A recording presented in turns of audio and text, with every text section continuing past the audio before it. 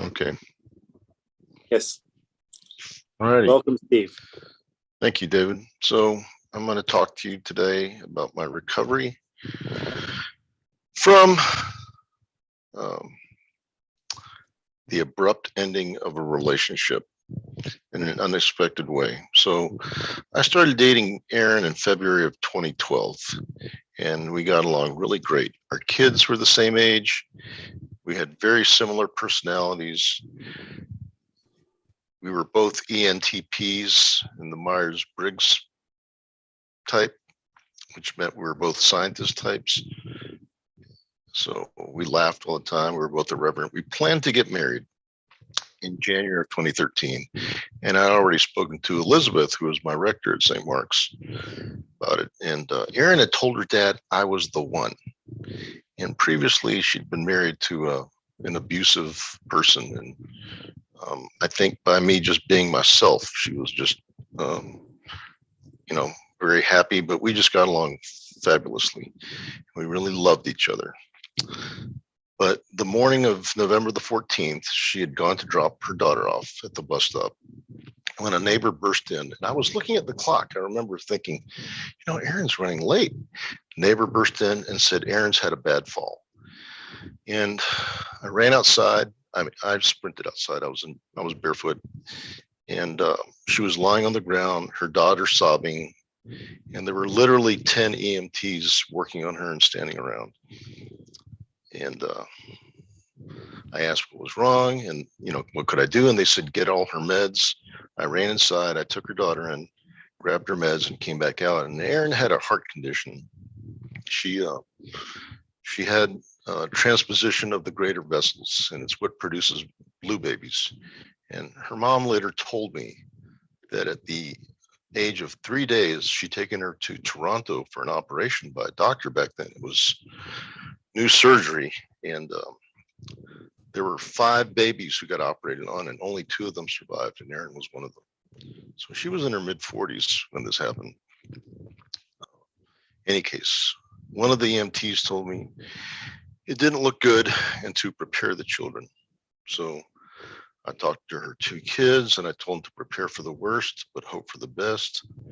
And we said a prayer and drove to the hospital. As soon as we arrived, we were met by a doctor and he told us Erin had passed away. And I was in shock and the kids cried. They were really weeping, and it was just a crazy day. And I remember having to go back to my kids' their mom's house, and telling them that Erin had passed away. And that was really, I just did it quickly. I mean, you just say, like, I have news for you guys. This is not a joke, but Erin died. But it was just still mind-boggling. Any case, we had a memorial service a few days later on a Saturday, and I read 1 Corinthians 13. That was my reading, which is the famous section. A lot of people read it in weddings about love. Love is kind, love is not jealous, love does not brag. And the greatest of these is love. That's how it ends. In any case, I barely finished it. I did not burst into tears, and I walked off. It was really tough. And the church was full with many people who knew Erin and her kids, and some of my work colleagues and friends. But to be honest, I don't remember any of my fellow parishioners being there. And this was at St. Mark's. In fact, hardly any of my fellow parishioners offered me condolences. It was really, in hindsight, it was really kind of unusual. In any case, the following week was Thanksgiving, and I went to Thanksgiving with my family, and hardly anybody said anything about Erin. It was also kind of unusual. In any case, the Friday after Thanksgiving, I went and donated platelets at the blood bank, and I've donated platelets for a long time. And I went there because I figured I need someone to be nice to me. And they're always nice to me at the blood bank. How are you doing? Can we bring you something? would you like to watch a video? Would you like something to drink? So I felt like I needed someone to be nice to me, and that's what I did. And I was talking to one of the phlebotomists and said, I mentioned that, Aaron had just passed away. And he started telling me about his wife dying suddenly. Had she was out at Lake Travis, and they were up on a cliff, and they looked, and that she just suddenly vanished. And in any case, turns out she was diabetic, and she just passed out and went into the lake and died. So it was good because just by talking, I started feeling better. And then you heard stories from other people, so you realized you weren't in it alone. And so getting out of myself and helping others helped me recover. I had to drive to McAllen for a meeting the following Monday, and McAllen's a 5-hour drive.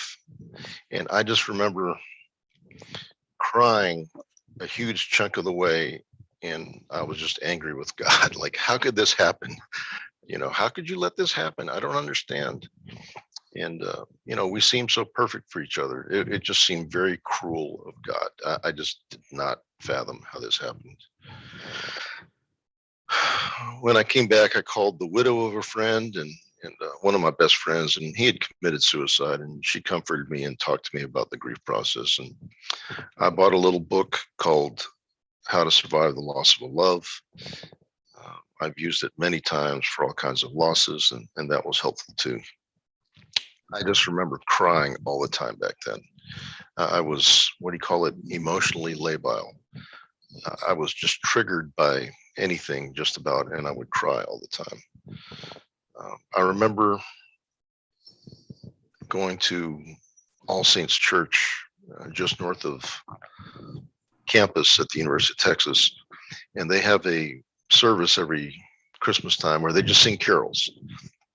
And I was there with my 2 kids. They were 12, and I had my arms around them like this on the pew. And just listen to some carols. It was good. One of the people in the choir was someone I knew. Afterwards, I walked out, and this woman said to me, she said, "Oh, just watching you with your 2 sons, it made my day." And I just burst into tears. I just started sobbing. And she said, "Oh my God, did I say something wrong?" And I said, "No." I said, "My fiance just passed away." And she said, "Oh my God." She says, "I'm so sorry." Then she paused and she said, "My husband has cancer." And I said, "I'm so sorry." Just the things people will tell you when you're just vulnerable. And it's just something you have to be prepared for, and just to respond in a kind way. In any case, Psalm 51 has a verse, the sacrifices of God are a broken spirit, a broken and contrite heart, O God, that will not despise. I was truly broken. I know many couples live a long life together, and it's difficult to lose your spouse.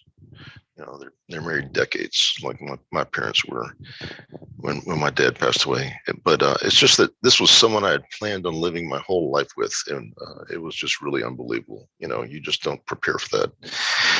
In any case, my 2 boys, they watched me cry, and I'm glad, because they learned that it's okay for a man to cry. They saw me cry many times, many times. In any case, I got into a relationship too quickly after that. Shortly after that, it was not a healthy relationship. I broke up after 14 months, and I decided not to do anything about dating, just focus on me and the boys. So that was good. And then I ran into Yvette at a museum, and she told me she'd go out with me again the next time I went to a museum. So I took that as a hint and asked her out, and we went out, and again and again and again. And after about 6 of these dates, we were in a relationship, and we married after a year of dating, and it's the best thing that's ever happened to me. So, I think it's like Job. What happened to Job? You will be rewarded for your losses. Just a couple of things. If someone has lost a loved one, say something to them, even if it's just, "I'm sorry for your loss." I remember not doing it once for a woman at work, And I know it's tough. Her husband had passed away. And now I know why it's tough for some people. I felt awkward, but just say I'm sorry for your loss. It's easy to do. And the other thing I want to say is a good friend of mine came up to me and told me after Erin passed away, she said, it wasn't meant to be. And I'm going to tell you, don't ever say that to anybody. It wasn't meant to be. Oh my God.